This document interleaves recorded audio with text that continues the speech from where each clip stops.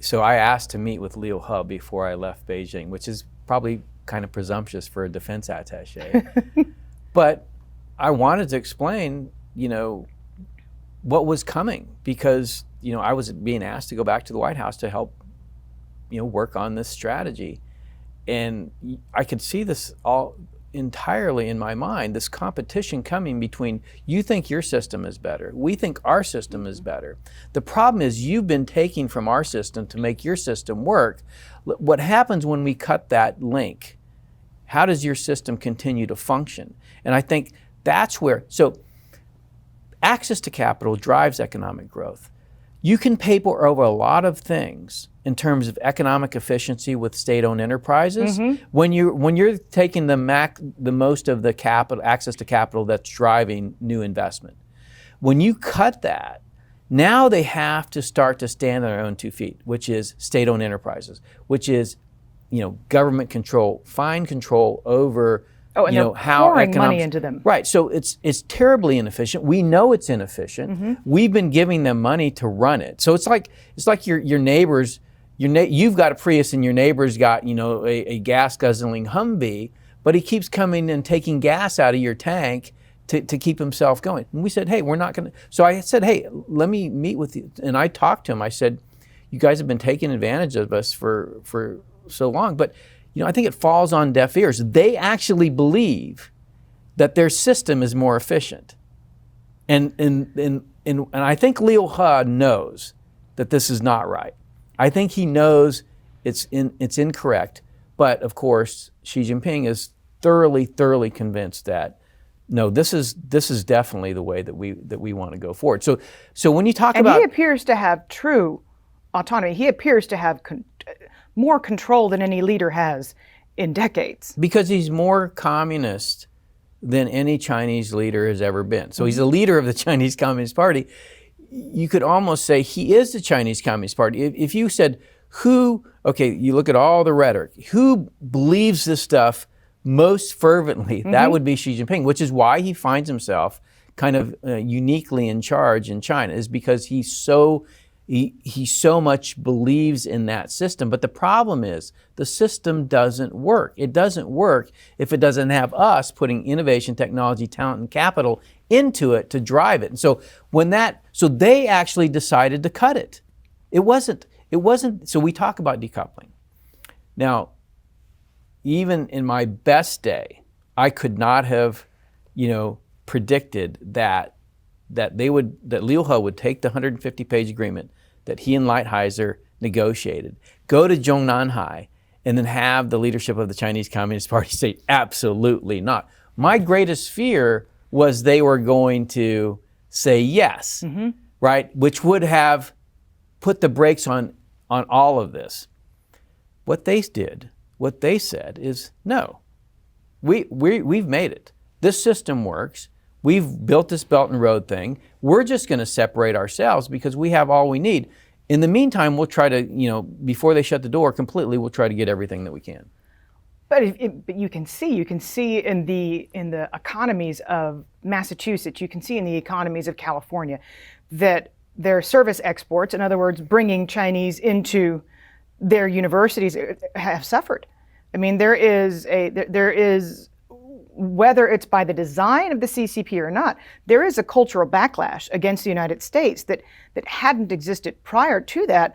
And I mean, it brings up the question, can they home grow their own talent? Do they have the MITs?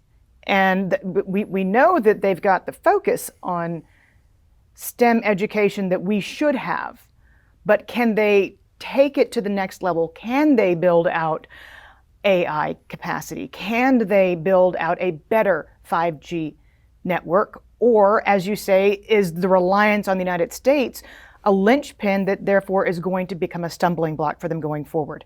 Well, the Soviets had great technology. What the Soviets didn't have was a good economic system. Again, I think the cutting of this linkage between China and the free world will expose their economic system. So can they produce the type of people that they need to produce? Yeah, I think they can. But my sense is as that tie becomes cut and their system begins to close in upon itself. That will not continue. So I think that what I'm saying is we've reached peak China. Now it's going to begin to slowly erode because the system doesn't work. And demographics aren't exactly helping them either. And by the way, that's another part of the Belt and Road Initiative, because everywhere you go, when you look at these low value added manufacturing, what's going with it? 10,000 Chinese citizens. So they're dealing with their demographics, which is primarily heavily weighted in males because of the one-child policy and the tendency to abort the females. So you have this, over leverage in males, and so they're starting to move those out as part of the Belt and Road Initiative. And you see this in Africa, and you see it in Central Asia. I don't think the African nations necessarily appreciate this methodology, if you will, because in terms of organic fundamental growth for their economies, China coming in, I believe there are a lot more promises than what is realized, because they're not coming in and creating jobs.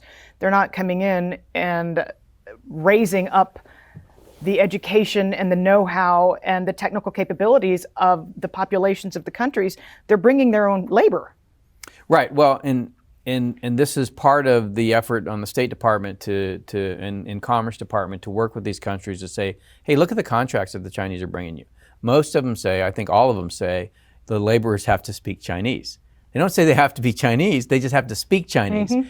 And so, well, that's one of your many degrees, and you know it's not that easy. That's right. All four of my children take Mandarin. It's not an easy language. Yeah, and not for their people. And so, and what ends up happening is, just like you're saying, it ends up being Chinese laborers, and so they don't actually benefit from it. But who does benefit? And this is really goes back to the point about access to capital. The ones that benefit are the leaders of these countries. Mm-hmm. And so, when you say, well, the people aren't going to be taken care of, well, that's not, the Chinese don't care about the people.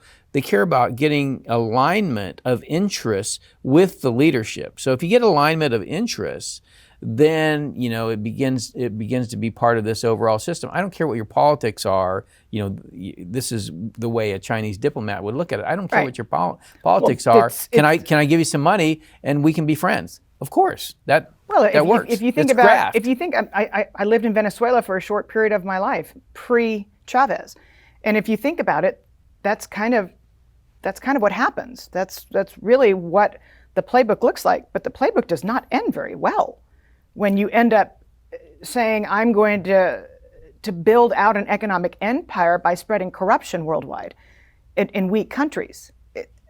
Well, yes, as long as the rest of us don't keep throwing our money and technology and talent and innovation into it, mm-hmm. You're right. It's going to end badly. It's going to end badly for China. It's going to end badly for Russia, for Iran. It's all going to end badly. It's just, how long does it take for it to end badly? Well, okay, so you're asking a great big question here. How do you put a seatbelt on Wall Street? Bingo.